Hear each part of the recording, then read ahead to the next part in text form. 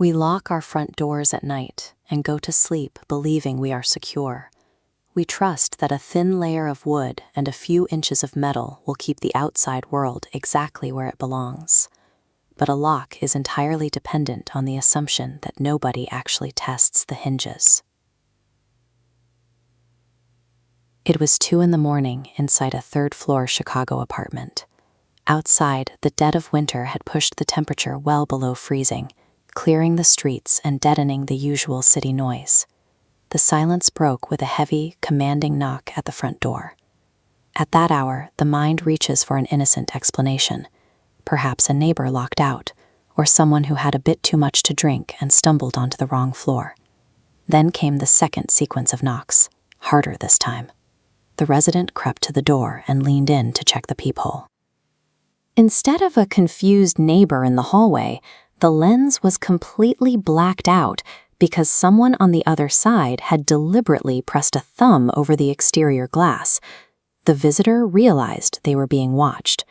Immediately, a metal door handle began twisting back and forth. The person outside threw their entire body weight against the wood, making the frame groan under the sudden pressure.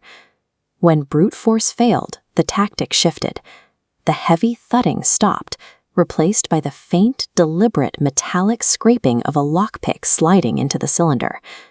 With the physical barrier failing, the resident grabbed a weapon and let out a vicious scream, finally forcing the intruder to abandon the breach and run. A deadbolt only works if the person on the other side is willing to respect it. When a stranger decides they are coming in, the fragile boundary of your home evaporates in seconds. Violence isn't always announced with a heavy strike to the door.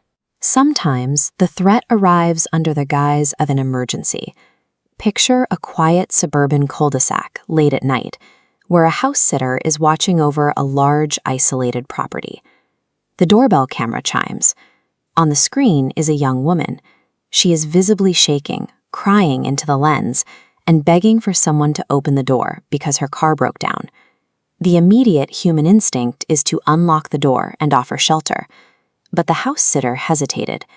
Something in the woman's desperate performance triggered a primal warning to keep the deadbolt secured. Instead of answering, they walked to the adjacent dining room and peered through a side window that offered a different angle of the porch. Pressed flat against the exterior brick, standing in the exact blind spot of the doorbell camera, were 2 large men holding weapons. The house sitter silently dialed the police. The moment distant sirens became audible in the neighborhood, the terrified woman on the porch instantly dropped her tears, her face going entirely blank as she turned and vanished into the tree line with the 2 men. Predators use our own basic decency as bait. A friendly or frightened face on a camera isn't a guarantee of safety. It is often the exact trap designed to make you open the door yourself. Moving further away from the city limits doesn't insulate you from the danger. Deep in the Scottish Highlands, a massive winter storm had knocked out the power to a remote cottage. The nearest neighbor was miles away. In the pitch black, the resident heard a slow, deliberate knock coming from the back door, which faced nothing but miles of dense, uninhabited woods. The resident froze. Over the howling wind, they could hear the heavy crunch of boots on the exterior gravel, as the footsteps methodically circled the perimeter of the ground floor, pausing at each window to test the frames. Seeking the only high ground available, the resident retreated up the stairs to a second-story bedroom, locking the solid oak door behind them and sitting silently on the floor in the dark. Then came a sound that broke the silence, a rhythmic tapping against the exterior glass of the second-story bedroom window. This pane of glass sat 30 feet above the ground, with no balcony or structural access to reach it from the outside. Geographic isolation offers a comforting sense of privacy during the day, but at night, when the physical boundaries of your property are breached, it only ensures that you are entirely cut off from rescue. The most unsettling encounters don't always end in violence. Sometimes the horror lies in the uncertainty of the intruder's intent. At 3 a.m. in a ground-floor flat in the UK, a resident was woken by a single, impossibly light tap at the front door. They crept to the door and looked through the peephole. Standing under the amber glow of the street lamp was an older man. He was dressed sharply in a tailored suit, standing completely rigid and wearing an unnatural ear-to-ear smile. He wasn't looking at the door. He was staring directly into the tiny lens of the peephole. The resident stopped breathing, trapped in a standoff with a stranger who seemed to know exactly where they were standing on the other side. The silence stretched on for several minutes. Neither of them moved.